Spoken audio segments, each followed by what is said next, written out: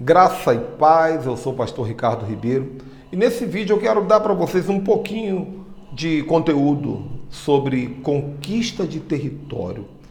Essa palavra conquista de território se tornou muito popularizada, muito banalizada, porque as igrejas de neopentecostais, principalmente, as igrejas da visão celular, igrejas que eu admiro e prego bastante nelas, mas durante muito tempo começaram a fazer guerra territorial sem ter um entendimento territorial.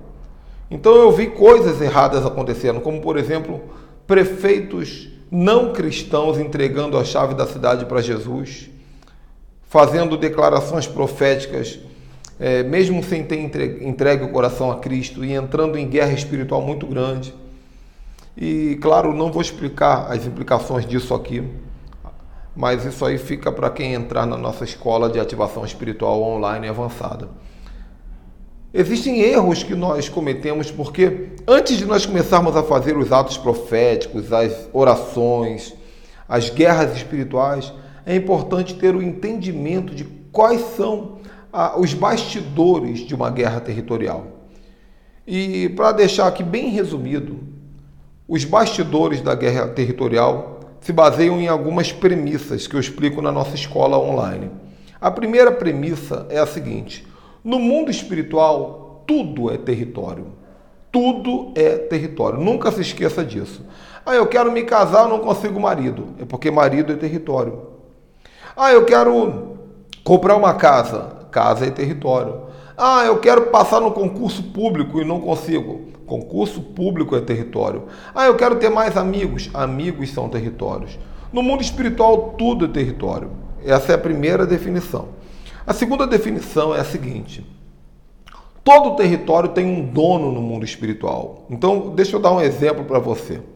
Vamos imaginar esse quadro que está aqui atrás. Esse quadro aqui, no mundo natural, pertence ao Ricardo.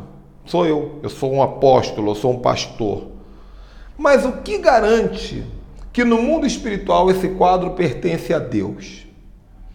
Então veja bem, no mundo natural o quadro pertence a um apóstolo, mas no mundo espiritual ele pode ainda pertencer a um demônio.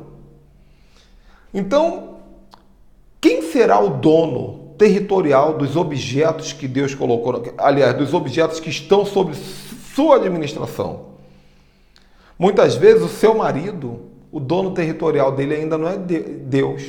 Você fala, é o meu marido, mas o seu marido ainda está nas legalidades e nos documentos do diabo. Muitas vezes a sua empresa, ela ainda não é um território consagrado e ativado para Deus, ainda está nas mãos do diabo. Então, nós precisamos entender que tudo é território no mundo espiritual e todo território tem um dono. Não existe no mundo espiritual território sem dono. O quadro não é de Deus nem do diabo, tem que ter um dono. Se ele não for entregue para Deus, ele vai ser do diabo naturalmente, porque o mundo jaz no maligno. Então, nós precisamos travar aqui um alinhamento espiritual para que você entenda que antes de eu entender que algo é meu, esse algo precisa ser de Deus. Antes de eu dizer esse carro é meu porque eu comprei, eu paguei à vista, eu preciso que esse carro seja de Deus, porque senão para o resto da vida o diabo ainda vai se achar no direito de tocar nesse carro. Isso fala de consagração. E tem um fator inverso. Eu posso muitas vezes ir lá na agência de automóveis, botar a mão no carro, fazer um ato profético, pedir a Deus e falar assim: esse carro é teu agora. É teu. Eu declaro que esse carro é teu. Eu gostaria que esse carro também fosse meu. Eu gostaria de tomar conta desse carro. Aquele concurso público, pai, aquela vaga é tua. Eu declaro que ela é tua. Quem vai entrar lá vai glorificar o seu nome. Vai ser bênção. E eu gostaria de ser essa pessoa.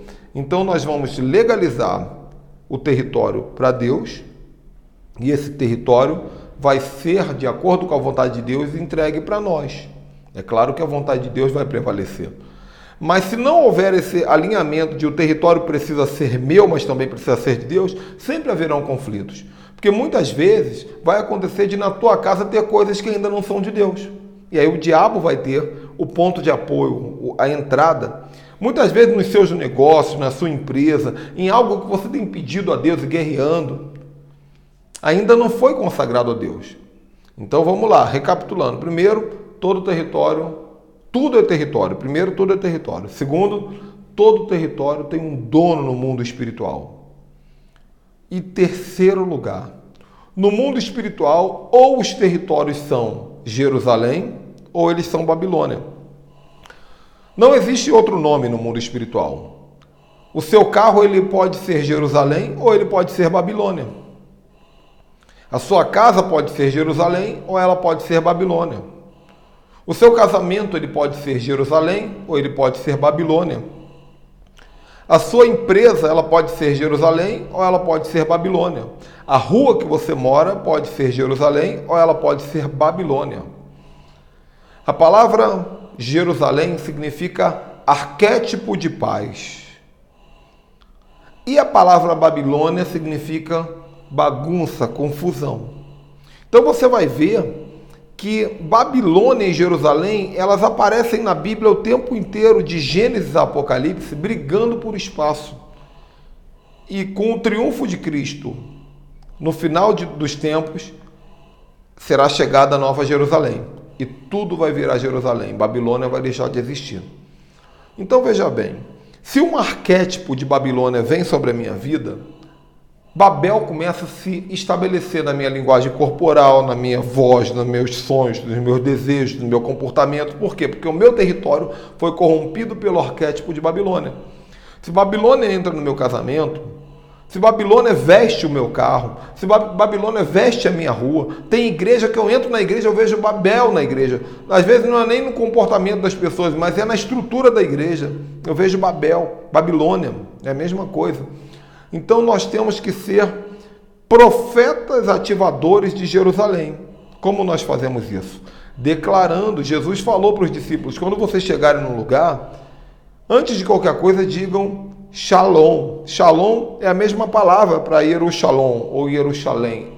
Deseje paz, o arquétipo de paz. Os discípulos de Jesus, eles não estavam indo levar apenas o evangelho para as pessoas, eles estavam levando Jerusalém para os territórios. Eles estavam levando o modelo do céu para aquelas geografias. Isso é conquista de território. Tá bom? Dei um resumo aqui.